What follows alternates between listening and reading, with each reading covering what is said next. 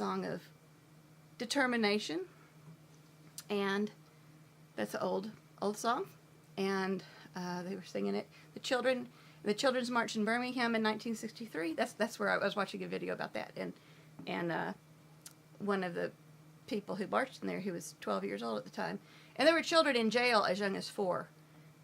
So this is the Children's March in Birmingham in 1963 is something everybody needs to look up and study and be inspired by. But the verses I used, apathy. There should be more people being involved, but because there's not more people being involved, either because they don't know or they don't care, whatever, that's not going to stop me. And misery. Everybody's lost their child or their grandchild, brother, sister. It's the misery is unspeakable. I've been almost 10 months with no contact with my daughter, and it's totally against the law. It's court ordered, but it's against the law, and it's against all decency and common sense. And it's just unbelievable, and it's happening everywhere. And I had no idea, because I thought you don't lose your child unless you do something to hurt your child, and I thought you didn't get arrested unless you broke the law. But at family court and custody battles and DCS, CPS, their Cash for Kids scheme they've got going on, where they go and they steal whatever kids they think they can get away with and get thousands and thousands of dollars from the government. Misery, apathy's not going to stop me. Apathy of other people. I mean, I can't be any more passionate than I am. So I'm talking about other people's apathy. And misery, my misery, everybody else's misery, the pain I see, talking and hearing about other people, and the pain the children go through. The misery, you get bogged down in it, and you can feel helpless and hopeless and give up and stop. But nobody's misery is going to stop me. And hatred's not going to stop me. In fact, you hate me, I'm just going to find all the more reason to love you and overcome evil with good. And because my intentions, everything I do is out of love.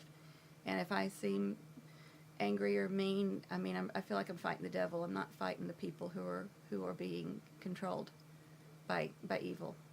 I love the people, and I hope they'll do better, and I hope by stopping them from practicing all this hurtful and hateful activity, I hope they'll be better people. They're sure not going to be better if they keep getting away with murder. And that's another thing is stealing people's children. There's somebody, I don't know, I haven't seen the statistics. Somebody said like 120 suicides a day. I don't know if that's just in America. That sounds very reasonable to me. I'm surprised it would be higher than that, because that's stuff like that's not supposed to happen in America. Decent parents aren't supposed to lose their kids, and the children aren't supposed to be torn from their parents. Loving relationships with their parents. It's not supposed to happen in America, but it's happening every day. Hatred, injustice. It's totally unjust. Everything is, there's no justice. The good people get punished, and then the people doing the bad things get rewarded. And justice won't stop me. And oppression. I submit to God, and I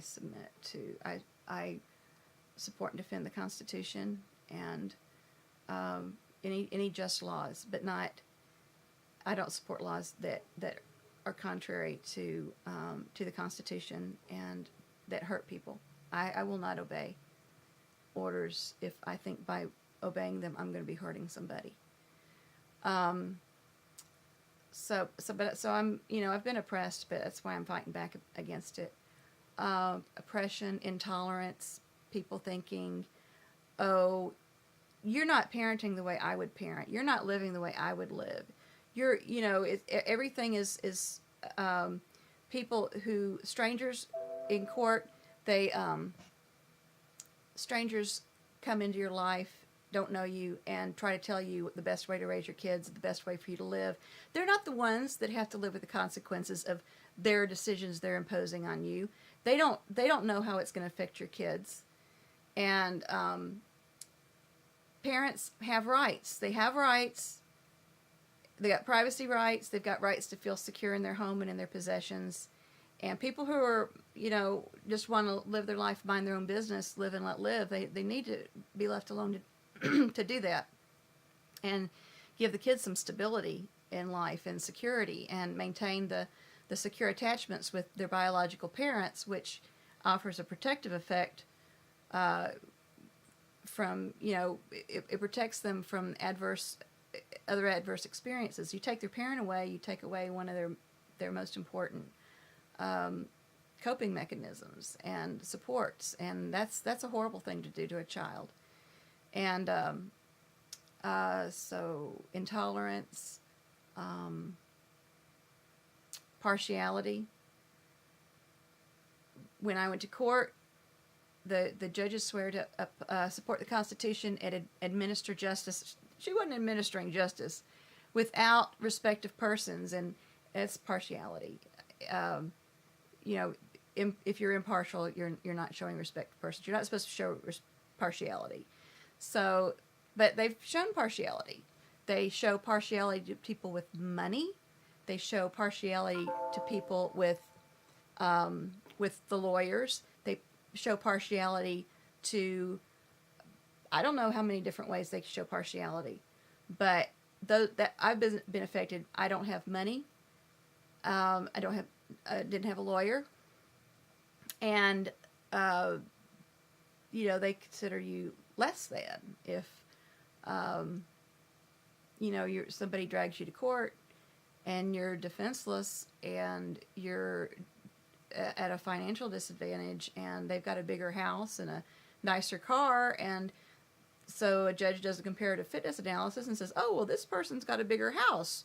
The child can ride her scooter and roller skate through the house at the father's, but she can't do that in the mother's house because the mother's house is more cramped and cluttered, and it's just a horrible thing for children not be able to run laps through the house. Stuff like that. Unlawful orders.